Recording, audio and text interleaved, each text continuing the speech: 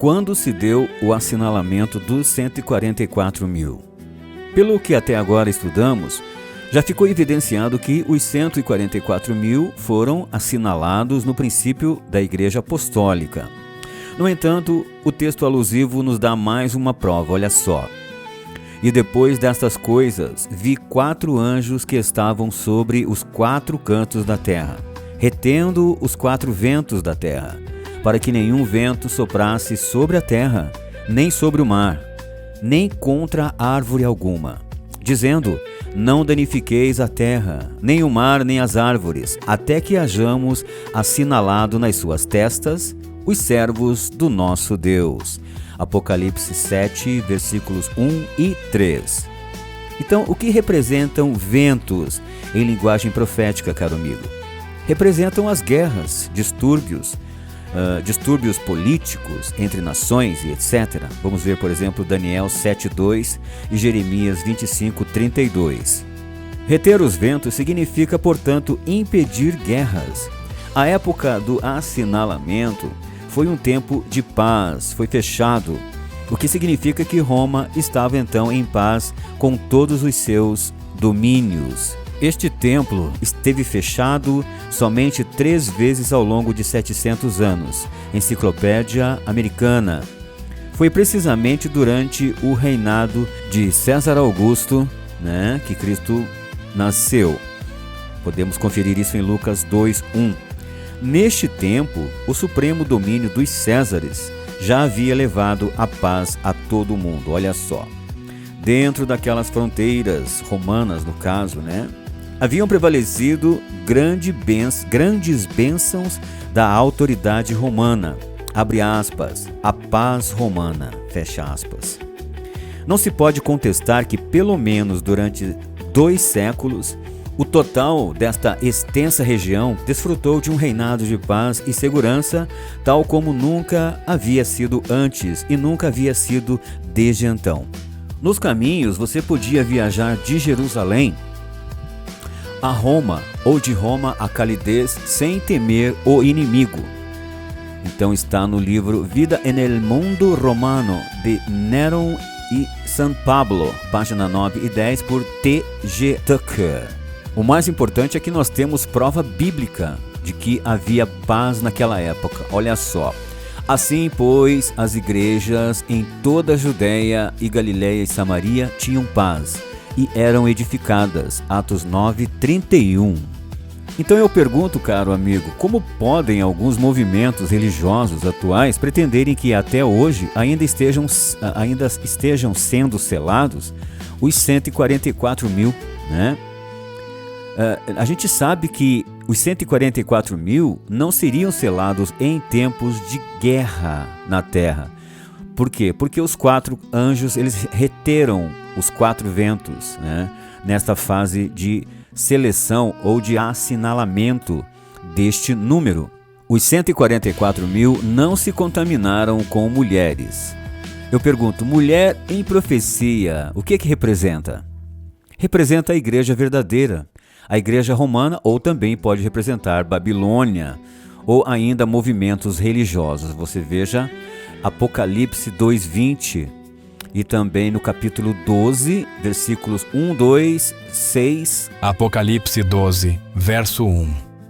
E viu-se um grande sinal no céu, uma mulher vestida do sol, tendo a lua debaixo dos seus pés, e uma coroa de 12 estrelas sobre a sua cabeça. Verso 2.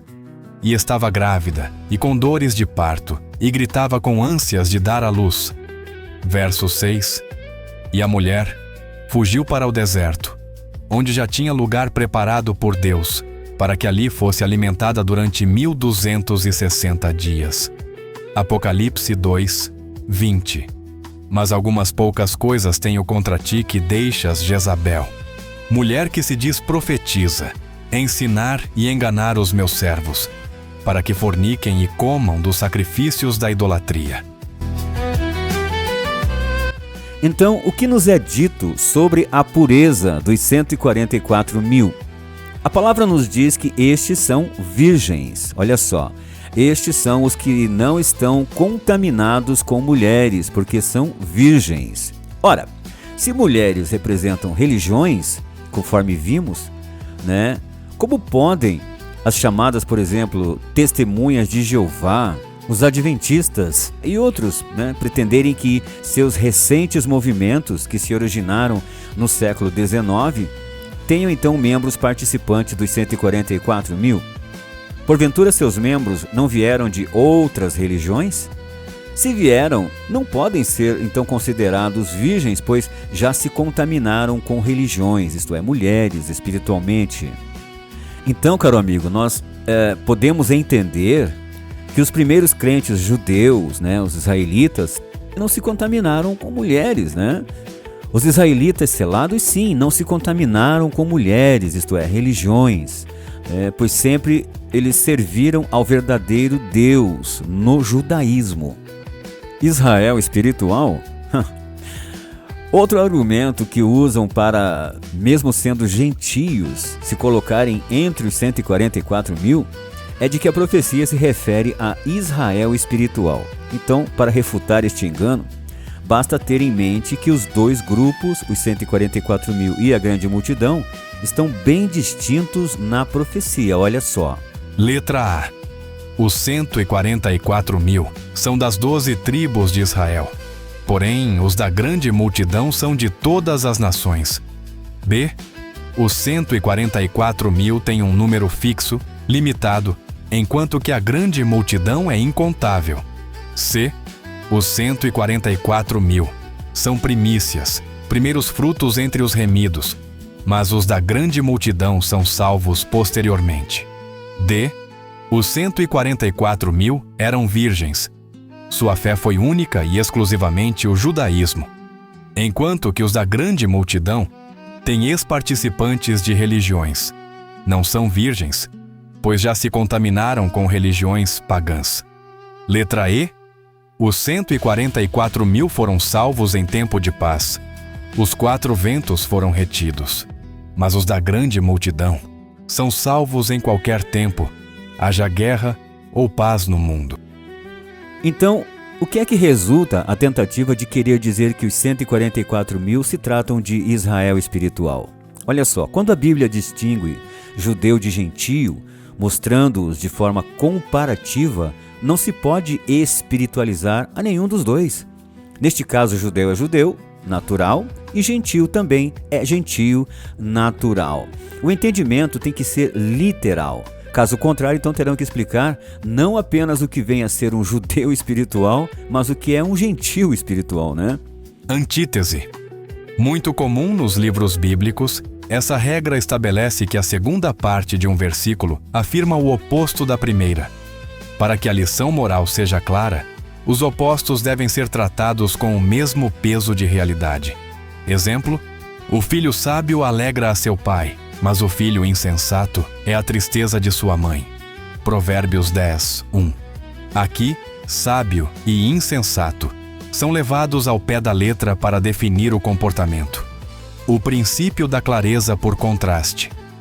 Quando o autor bíblico utiliza termos como luz e trevas, vida e morte ou bênção e maldição no mesmo contexto, a regra interpretativa sugere que um termo define o limite do outro. Se um lado é literal, o oposto tende a ser interpretado com a mesma carga de realidade para não esvaziar o sentido da comparação. Então vejamos aqui alguns exemplos onde, por serem apresentados juntos e comparativamente, os termos têm que ser então entendidos literalmente. Olha só. Então os judeus, tal, mas visto que a rejeitais e vos não julgais dignos da vida eterna, e eis que nos voltamos para os gentios. Também aqui diz, pois é o poder de Deus para a salvação de todo aquele que crê, primeiro do judeu e também do grego. Atos 13, 45 e 46. Romanos também, capítulo 1, versículo 16. O caso dos 144 mil e da grande multidão, que também são grupos distintos igualmente, não podem ser interpretados espiritualmente. Dizer que os 144 mil sejam gentios crentes significa anular as distintas posições dos dois grupos. há casos em que os gentios podem ser entendidos como judeus espirituais, conforme no exemplo que eu vou passar para vocês agora. Olha só. E se sois de Cristo, então sois descendência de Abraão e herdeiros conforme a promessa. Gálatas 3, 29. Também podemos ver Romanos 2, 28 e 29 e Gálatas 4, 26 e versículos 28. Alguém quis nos dizer que os crentes gentios, contaminados por mulheres, ou religiões, foram purificados pelo sangue de Yeshua e, portanto, podiam ser contados como virgens. De modo algum, caro amigo. Veja que ao comparar os dois grupos, a profecia é clara que os 144 mil, eles não se contaminaram, certo? Olha só, não que eles se contaminaram e foram então purificados, eles nem chegaram a se contaminar, o que equivale a dizer que os da grande multidão tiveram então este envolvimento antes da sua remissão e que por isso não são contados com eles. O texto ainda esclarece que ambos os grupos foram remidos, lavados pelo sangue do Cordeiro, como em Apocalipse 7, versículo 9, 13 e 14, e também o capítulo 14, versos 1 a 3. Se puderem, deem o seu like e se inscrevam no canal. Obrigado por assistir. Shalom Aleichem.